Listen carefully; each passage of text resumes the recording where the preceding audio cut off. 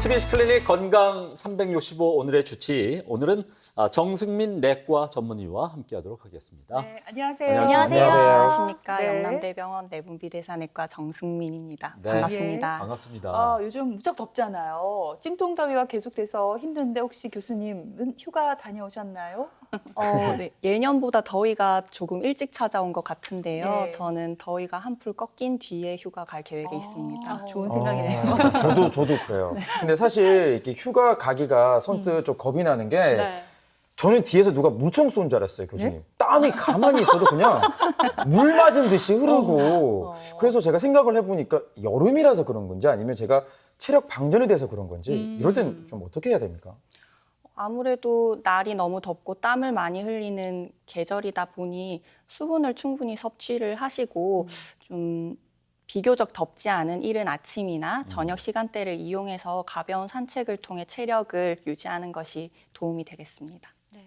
교수님께서 내분비 내과 전문이라고 하셨잖아요. 그럼 네. 이게 기존의 내과와는 좀 어떻게 달라요? 주로 어떤 질환을 다루시는 거예요? 네, 내분비내과는 호르몬을 분비하는 셈과 관련된 질환을 다루는 과입니다.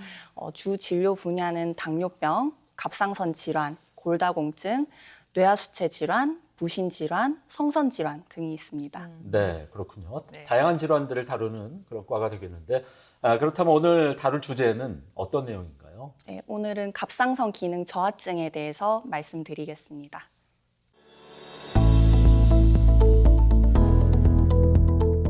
많이 피곤하다고 하셨지요.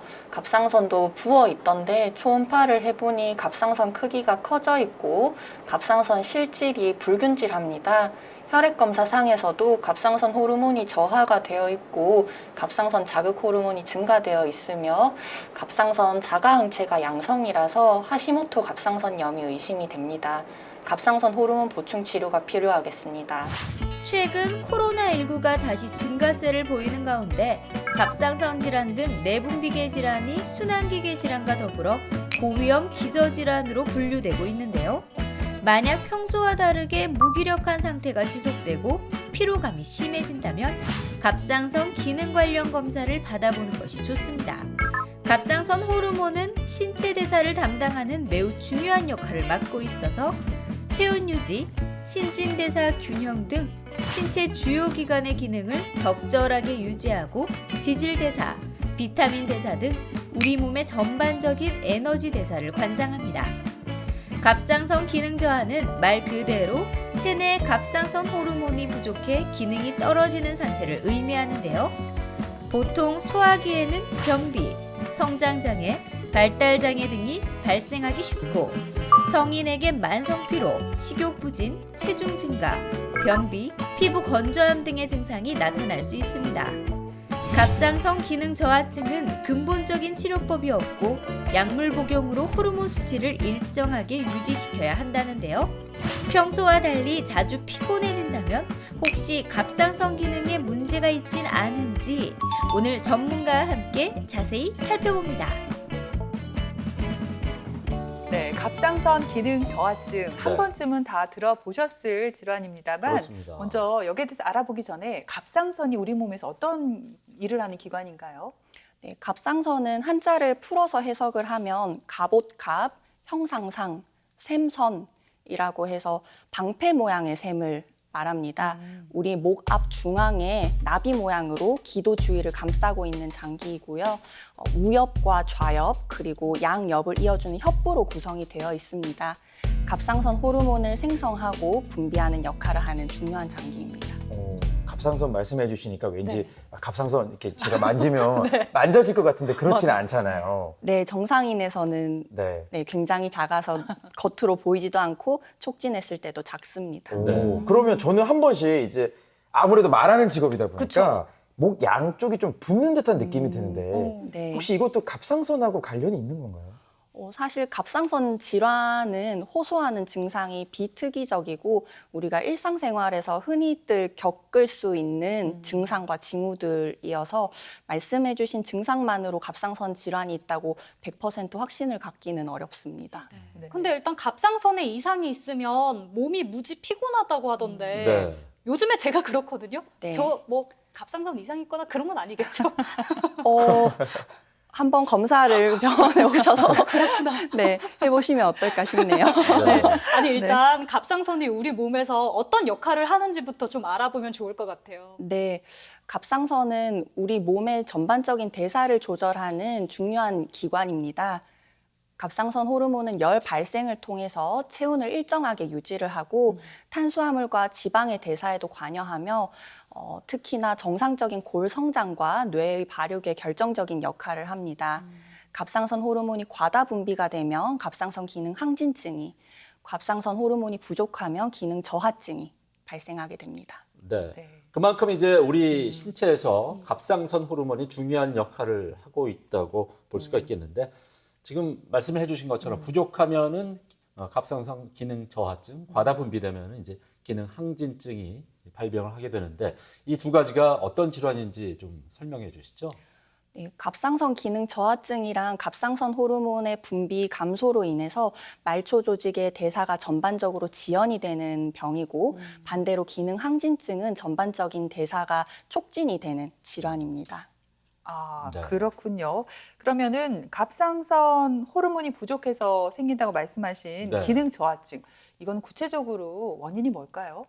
네, 전 세계적으로 갑상선 기능 저하증의 가장 흔한 원인은 요오드 결핍입니다. 하지만 우리나라에서는 요오드 결핍이 있는 경우는 거의 없고요. 국내 가장 흔한 갑상선 기능 저하증의 원인은 자가 면역 질환입니다. 대표적인 질환이 하시모토 갑상선염이고요. 그 외에도 갑상선 절제 수술을 받은 경우, 두경부의 방사선 조사를 받은 경우, 혹은 갑상선 기능 저하증을 유발할 수 있는 항부정맥제나 티로신 키나제 억제제와 같은 항암제를 투약하고 있는 경우에 갑상선 기능 저하증이 발생할 수 있습니다. 더불어서 출산 후에 일시적으로 갑상선염이 올 수가 있는데요. 이 산후 갑상선염의 회복기에 일시적인 갑상선 기능 저하증이 발생할 수도 있습니다. 방금 설명해 주실 때 하시모토 갑상선염이라고 말씀하셨잖아요. 네. 딱 듣는 순간 아 왠지 하시모토라는 사람이 먼저 발견해서 이름 지어진 게 아닌가 네. 이런 촉이 왔거든요. 네. 맞습니까? 네, 맞습니다. 아, 1912년에 하시모토라는 일본 외과 의사가 처음 발견을 했는 질환이고요. 가장 흔한 갑상선 질환으로 자가 면역 기전에 의해서 갑상선에 염증 세포가 모이고 갑상선 조직이 파괴됨에 따라서 결과적으로는 갑상선 호르몬의 분비가 감소하는 질환입니다. 중년 여성에서 호발을 하고요.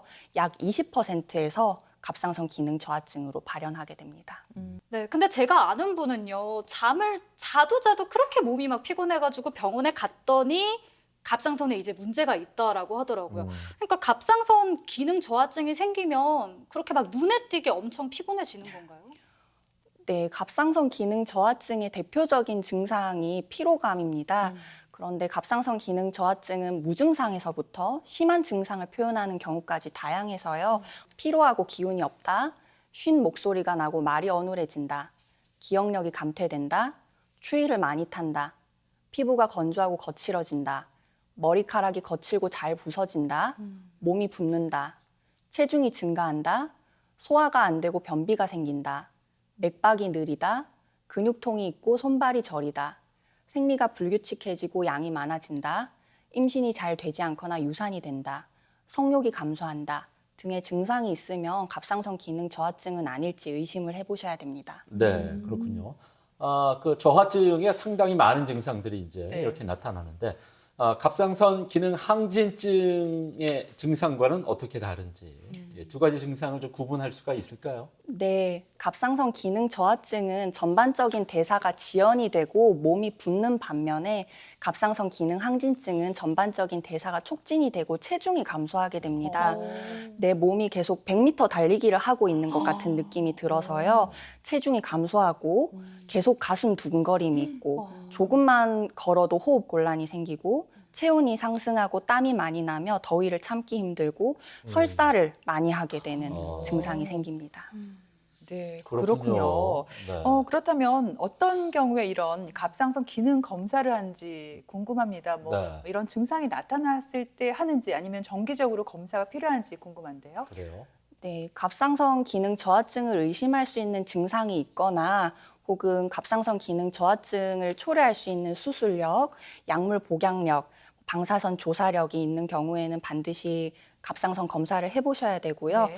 더불어서 원인을 알 수 없는 고콜레스테롤 혈증이 있거나 고프로락틴 혈증, 저나트륨 혈증이 있는 경우에도 갑상선 원인이 아닌지에 대한 평가가 필요합니다. 아직 우리나라에서는 갑상선의 정기 검진 가이드라인이 나온 바는 없는데요. 건강검진을 했을 때 우연히 무증상 갑상선 기능 저하증의 상태로 발견이 돼서 진료를 보러 오시는 분들이 굉장히 많으세요. 네. 그런데 연령이나 기저질환에 따라서는 증상이 없는 갑상선 기능 저하증 단계에서부터 약물 치료를 하셔야 될 수도 있기 때문에 건강검진 받으실 때 갑상선 기능 검사는 한 번쯤 추가해서 해보시는 것을 권유드립니다. 네. 진짜 놓치지 않고 말씀하신 대로 꼭 한번 받아볼 필요가 있어요. 그쵸. 네. 근데 사실 이 갑상선 기능 저하증도 자가 면역 이상으로 생기는 거잖아요. 근데 자가 면역이 중요해. 누구나 알고 있는데 자가 면역이 자기가 좋은지 나쁜지 이거 어떻게 알 수 있는 거예요? 아무래도 갑상선 관련 자가 항체가 있게 되면 갑상선 기능 항진증이나 저하로 갈 위험이 증가합니다. 따라서 자가 항체가 있다는 것은 안 좋은 거고요. 자가 항체 유무를 파악하기 위해서는 혈액 검사로 저희가 알 수 있습니다. 네. 네, 혈액 검사 전에도 갑상선 초음파를 했을 때 갑상선 실질이 좀 거칠어 보이면 이분은 자가 면역 갑상선염이 있을 수도 있겠다라고 미리 추측을 하기도 합니다. 그럼 궁금한 게 갑상선 기능 저하증도 혹시 유전이 되나요? 뭐 특별히 좀 조심해야 하는 사람이라든가 그런 게 딱 있을까요? 네, 갑상선 질환은 유전인자와 환경인자가 복합적으로 작용을 합니다. 따라서 직계 가족 중에 갑상선 기능 이상이 있다면 네. 주의를 하여서 정기 검진을 받아보셔야 되고요. 더불어서 임신 중에 처음 갑상선 기능 저하증이 발견이 된다면 경미한 경우에라도 반드시 약물 치료를 시작해야 되므로 임신 초기에 의사와 상담하여 검사와 치료를 받으셔야 됩니다. 네. 제 주변에도 이 갑상선 암으로 고생한 분도 계시고 또 갑상선 기능 저하증으로 이렇게 치료를 받았던 분도 계신데 대부분 그 갑상선과 관련 있는 질환 같은 경우에는 치료가 평생 약을 먹어야 된다고 얘기를 들었거든요. 근데 치료 과정 자체가 약을 먹기만 하면 되는 건가요? 어떻습니까? 네, 현재로서는 갑상선 기능 저하증의 치료는 약물 복약, 그러니까 갑상선 호르몬제 복충이고요.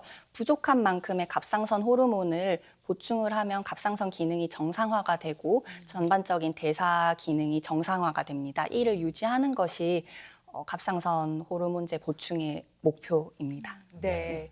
약을 통해서 근본적으로 치료한다 하셨는데 완치가 가능한지 궁금하고요. 혹시 그래요. 또 증상이 좋아져서 약을 끊을 수 있잖아요. 네. 이렇게 되면은 어떤 결과가 있나요?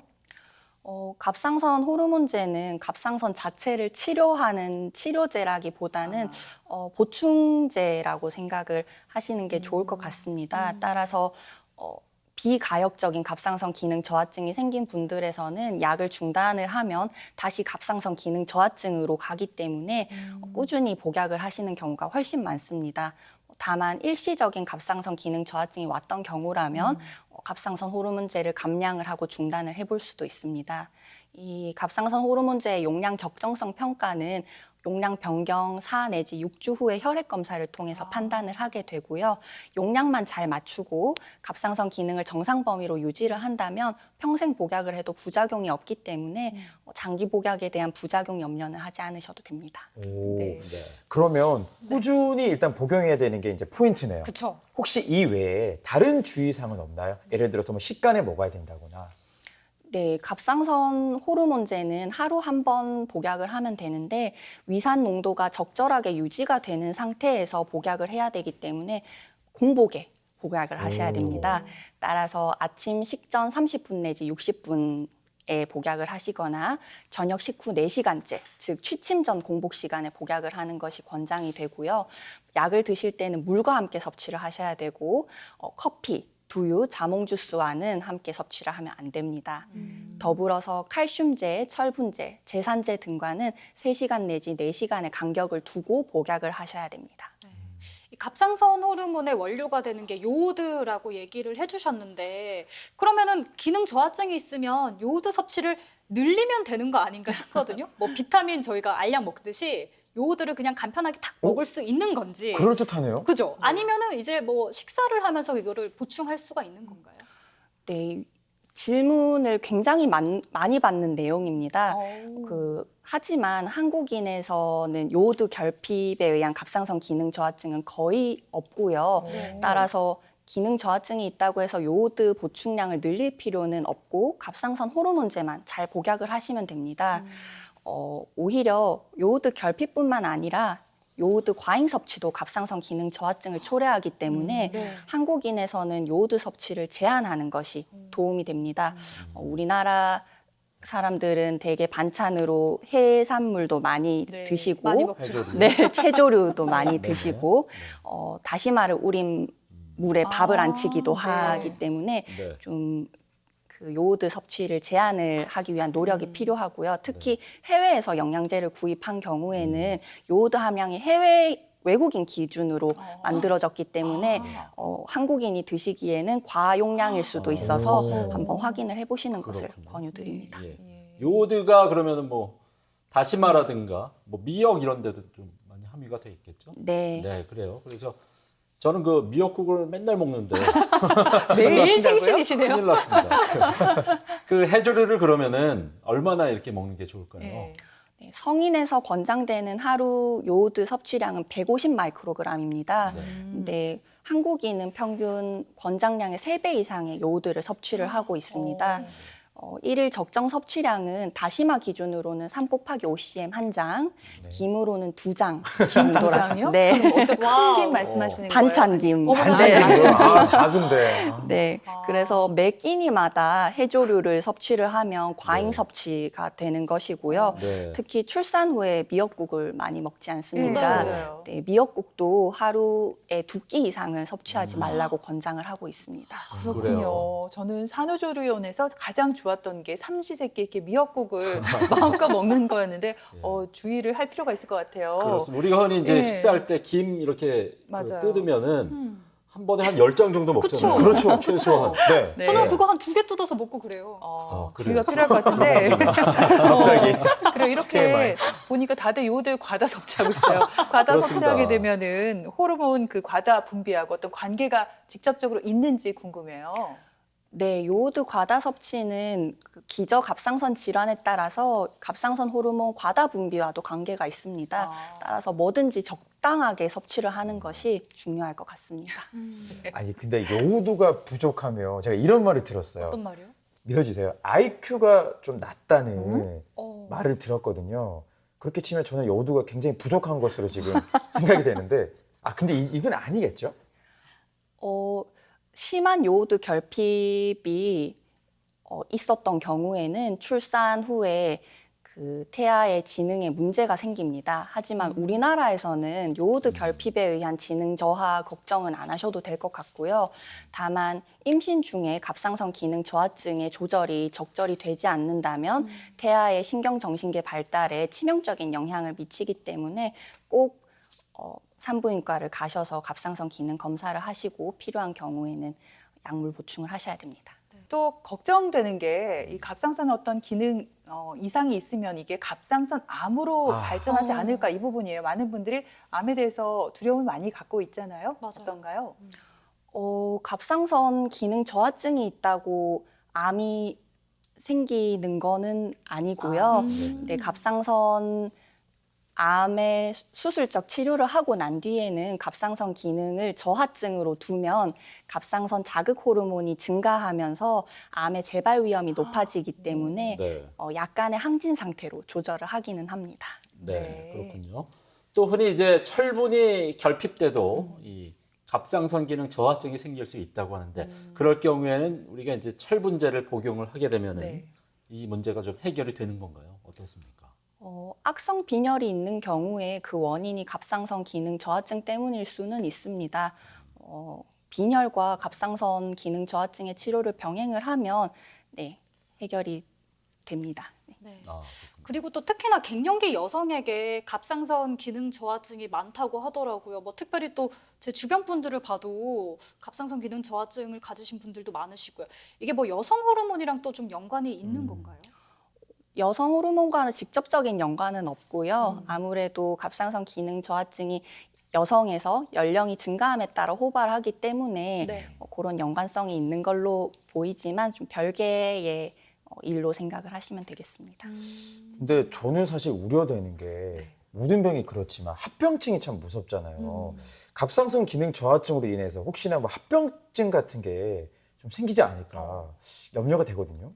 네, 갑상선 기능 저하증을 빨리 발견을 하지 않으면 전신 부종이 생기는데 특히나 심장에 물이 차는 문제가 생길 수가 있습니다. 뭐 네. 심부전이나 심장막에 물이 차는 문제가 생기기 때문에 그런 합병증이 진행되기 전에 사전에 발견을 하고 적절한 치료를 꼭 하셔야겠습니다. 네. 네.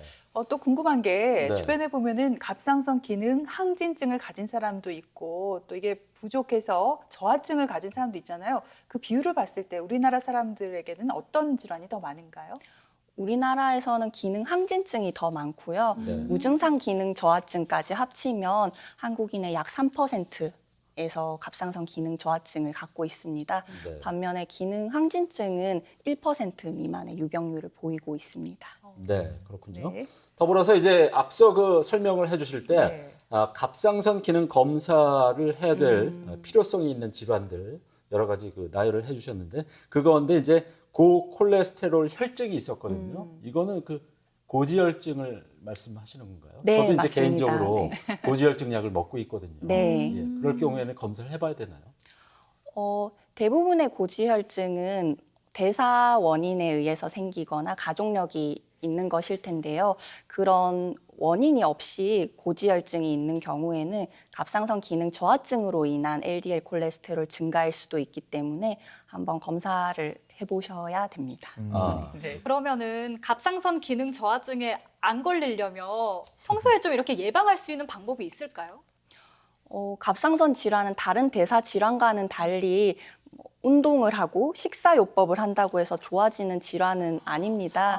그래도 저희가 노력을 할 수 있는, 교정할 수 있는 환경 요인은 요오드 섭취를 적당하게 하는 점, 그리고 갑상선 기능 저하는 갑상선 자체의 문제 때문이 아니더라도 다른 신체적 스트레스 때문에 갑상선 기능의 변동이 있을 수 있기 때문에 다른 질환의 관리를 잘 하시고 너무 스트레스 받지 마시고 좋은 생각 하시면 네. 도움이 되지 않을까 싶습니다. 네. 그래요. 스트레스 말씀을 해주셨는데 제 주변에도 한 분을 보니까 갑자기 살이 빠지고 힘들어해서 검사를 했더니 갑상선 기능 저하증이 나왔다고 하더라고요. 이렇게 네. 무리를 하거나 힘든 일이 있어도 기능 저하증에 일시적으로 빠질 수가 있을까요? 네, 일시적인 갑상선 기능 저하증이 생길 수가 있고요. 심한 무리나 스트레스를 받아서 생기는 기능 저하증은 피 검사를 했을 때 수치의 변화 정도가 굉장히 경미합니다. 그래서 그런 경우에는 경과 관찰을 하고 추적 검사를 해보면 정상 갑상선 기능으로 돌아오는 경우가 많습니다. 네, 오늘 이렇게 갑상선 기능 저하증과 관련된 다양한 얘기를 들어봤습니다. 네. 특히나 한국인들은 요오드 섭취량을 좀 적절히 조절할 필요가 있다는 점 여러분도 유념을 하셨으면 좋겠습니다. 자, 오늘 좋은 말씀해 주신 정승민 교수님 말씀 감사드립니다. 네, 오늘 고맙습니다. 고맙습니다. 고맙습니다.